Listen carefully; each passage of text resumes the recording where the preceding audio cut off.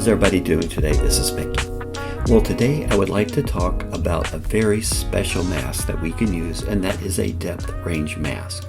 Now, this mask, while you'll find it under range, depth range, and Lightroom, it really only works for a very small amount of cameras, and that mostly is going to be an iPhone shooting portrait mode. So unless you're using an iPhone, there's probably no way you can develop a depth range mask in Lightroom for, say, a photograph on your Sony, Nikon, or Canon. Now, why is a depth range mask so important?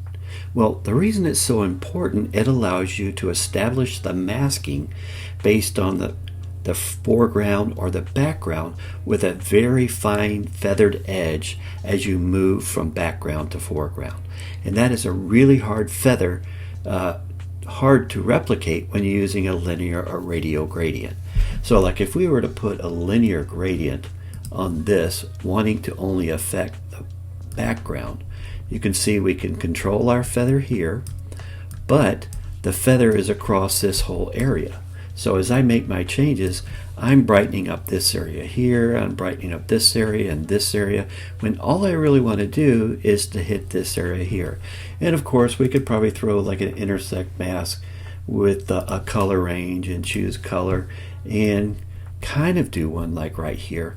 But you still have really sharp edges in this area and in this area that we wouldn't get in a depth range mask.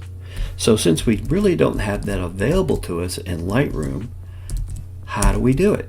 Well, we can do it in Photoshop. Now, before anybody starts running and screaming from the room because I mentioned Photoshop, just give me 5 minutes of your time. No more than that. 5 minutes, and I'll show you how easy it is to take a picture from Lightroom, jump into Photoshop, put this depth range mask on, and get right back into Lightroom and continue on with your editing. It's just that simple. And I'm going to take you step by step in a couple photographs, and you'll see how easy it is. And it's just a great tool to have in your tool belt when you find a scene that could really be used with a depth range mask. All right, so let's just jump right in. Now, I'll do some basic explanations of Photoshop, layer masking, and adjustments. And if you have any questions, just drop me an email and I can make an extra video to show you exactly maybe some of the specifics. So let's get started.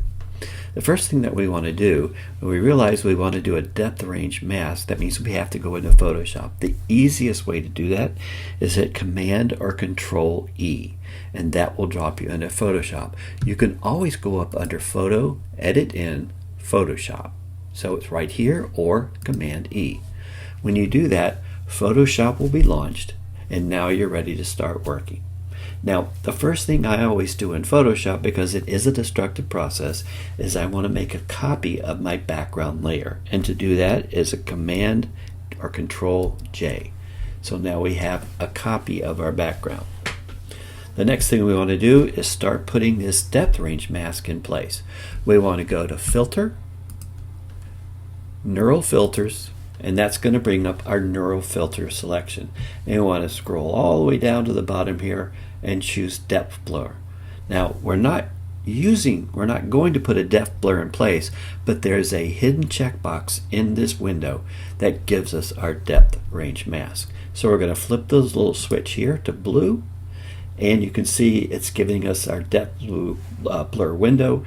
We're going to scroll all the way down. You do not need to touch any of these. Nothing comes into play when we're using it for a depth map. And right here you can see output depth map only, and that's what we want to do. Want to make sure that you have your output on a new layer, and you want to click OK. Now you can see that we've generated a mask or a selection of our depth map. So things up close are masked away. Remember, black conceals, white reveals. So that means anything that's black is not going to be affected by any adjustments we put in place. Anything that's gray is going to have that percentage of gray effects applied. So if this is 50% gray, then only 50% of the effects will be applied. If we have white, 100% of the effects are going to be applied. So as you can see, up front we're dark, and it gets lighter and lighter and lighter as we move through the scene. So now that we have a mask, we need to make a selection so we can put adjustments on it. We really can't do any adjustments on just a plain mask. What we want to do is go up to our tabs up here, and we want to choose channels. Now, if you don't have a channels tab or a channels window anywhere, just go up to this window selection here and choose channels, and that will bring up this selection window of channels. You want to hover over the RGB, hold your command or control key down, and click once. When you do that, you can see what we call marching ants, and this is the selection for adjustments. So it has selected all the visible light that we can use in this photograph and made a mask of it. Now if we go back over to our layers, you'll see we have our background layer, our layer 1, and our selection in layer 2. So since we had those marching ants, it selected the visible layer of light. We now need to add an adjustment. So we go right down here to the toolbar at the bottom to this little half-filled circle. We click on it, and these are the adjustments that we can put on that mask. Now in this instance, we're going to be using curves. So I'm going to select curves, and as you can see, it brings up the curves window so we can make our adjustments. So let's go back to our layers and turn off layer 2, because this is just our mask. We want to work on the selection. So we'll turn this off, and now we can see our photograph. And now we want to make changes to this depth mask for our photograph. So we can double click here, or you can go to the properties tab. Either one takes you to the same place. If you don't understand curves, curves allows you to make changes from the dark areas to the light areas. All right, so if you can see this is kind of like the histogram of the photograph. It's a little bit on the dark side. Any area on this straight line that we select and move up and down, it will change the contrast of that area of the photograph. So if we put one right in the middle of our darks right here and drag it up, you can see it's lightening the dark areas. We can also pick one here on the lights and bring the lights down. And as you notice, all we're affecting is that area in the front part of the photograph. If we go back to layers and look, you can see that black conceals, white reveals. So any area that's in black or dark gray, it is not getting the effect applied. The effect is only applied in the background in the light area. So let's go back to the properties, and we can make changes to the dark areas of the background, or the midtones, or the brights. So let's get this exactly like we want it to be before we take it into Lightroom. So I'm going to brighten up a little bit the brights here. I'm going to take my midtones, bring those up just a little bit, and my darks, I'm going to bring those down a little bit because I want it to be dark more in the front and get brighter as I move through the scene. All right.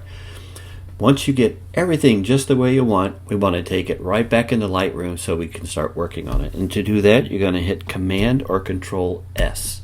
When you do that, you can see it starting to save down here. It will save the photograph with all these changes that we put into place and drop it back into Lightroom. So here we are back in Lightroom, and you can see the changes that have been put in place in Photoshop. So the next question is, well, we were doing really good with our background. We were able to change that, but we didn't make any effects to our foreground. I want to affect the foreground too. Well, we can use the same masking technique, except let me show you a shortcut. Let's drop back into Photoshop, and here's where we left off. So here's our masking. You see white reveals, black conceals. So the foreground wasn't really affected. So now we want to make another mask. It's real easy. Just click on the mask and hit Command or Control J, and it makes a second mask. Now you want to hit Command or Control I, and it inverts the mask. The first thing that we need to do before we make any changes is to clean up the mask, because these are the points that we set out in the initial mask for our background. Now we're working on the foreground. Just go right down here to this little roundabout arrow, click here, and it cleans up all the points. Now you can see a lot more light is in the dark area than in the bright areas, as we can tell, because this is the area we're going to be affecting. So let's look at our layers. You can see white reveals, remember? So this is where all the light is going to be applied. So we'll go to our curves adjustment, and we'll just brighten up the foreground a little bit. And you see, as we're doing that, we're really not affecting anything here. All right, if we go back to our layers and hover over the mask, click on the mask, and then hold your alternate or option key and click, you get to see the mask that we have in place. So this is the area that's being affected, while this area is not being affected as much. Again, hold your option or alt key and click on your mask, and we get back to the picture, and we can make more changes if we need to. So there's really no lights to speak of. As we can see, almost everything is in a dark area. So let's just brighten it up a little bit, about like this. And we'll look at the midtones and see if that makes any changes. A little bit, not a lot. If you double click on a point or hold your control or command key down and click, it'll get rid of that point. We'll say we're good right there. We hit command or control S to save it. And here we are back in Lightroom. Again, we'll do a compare. We'll go to library mode and choose the two pictures. And here we can see, so we had a depth range mask for our lights or our background. We had a depth range mask for our foreground, and just look at what a nice difference we have, which is two simple masks, just two masks, and we got a lot of our masking done, which would have taken us 3 or 4 masks, some intersection, maybe subtraction, addition, to get the same result. If we could just go into Photoshop, use a couple depth range masks, magic, easy to do. All right, let's look at one more picture. In this one, we want to enhance this peninsula, this land, because it's a little foggy, but we want to bring out the features a little more. And to do that, we'll need a depth range mask in Photoshop. So I'm going to go up to Photo, Edit in Photoshop. You could also hit Command or Control E, and it'll drop you right into Lightroom. We want to make a duplicate copy of our background layer, Command or Control J. Then we want to go to Filter, Neural Filters, and we want to take Depth Blur, turn that on, and then go to Output Depth Map Only, and click OK. Once back into Layers, we want to go to our Channels tab. We want to hold Command or Control and click on RGB. That takes the mask and makes a selection, so we can make adjustments to the selection. We're going to go back to Layers. We're going to go to the selection of our adjustments, and we're going to choose Curves. Once that's done, let's go back to Layers and turn off Layer 2, which is just the mask, and we want to see the selection, which is this one right here. Now we double click on our Curves properties, and we start making adjustments to the photograph using Curves.